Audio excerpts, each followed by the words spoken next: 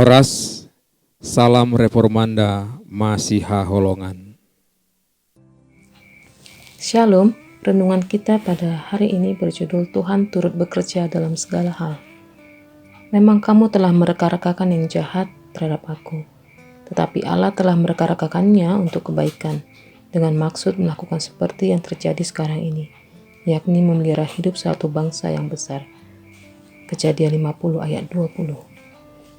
Seseorang pernah berkata, hati nurani yang bersalah membuat kita jadi pengecut. Selama Yakub hidup, saudara-saudara Yusuf merasa aman. Tetapi sekarang setelah Yakub meninggal dan Yusuf adalah orang kedua yang paling berkuasa di Mesir, dosa masa lalu mereka kembali menghantui mereka. Semua yang telah mereka lakukan pada adik laki-laki mereka menusuk hati nurani mereka. Mereka tidak mempercayai pengampunan yang diberikan Yusuf dan meragukan cintanya kepada mereka. Yusuf mengingatkan mereka tentang pandangannya terhadap peristiwa yang dialaminya.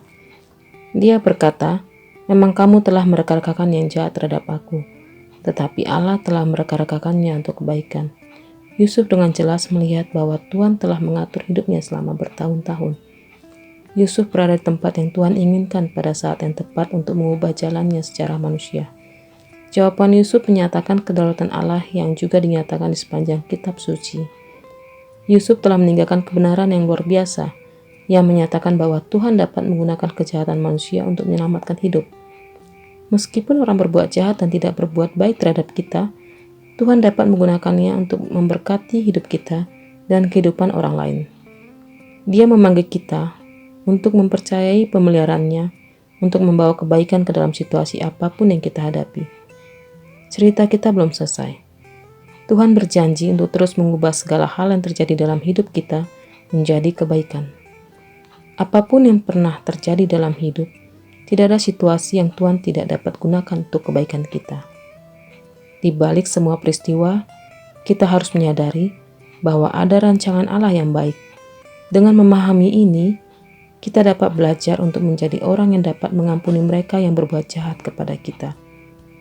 Jika Allah dapat memakai orang jahat untuk menyelamatkan umatnya, betapa jauh lebih lagi Dia akan memakai pengikut-pengikut Kristus yang bercacat, orang-orang yang mengasihi Dia dan rindu menyenangkannya untuk mencapai tujuan-tujuannya.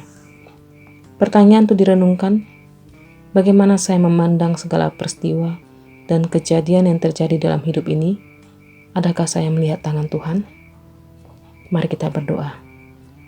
Terima kasih Tuhan, karena Engkau bekerja dalam segala hal untuk mendatangkan kebaikan bagi hidup kami. Tolonglah kami agar mampu melihat Tuhan bekerja dalam segala sesuatu untuk kebaikan kami. Amin. Demikian renungan kita pagi ini. Selamat berkarya bagi Tuhan. Tetap semangat, tetap sehat. Salam reformanda, Masiha Holongan.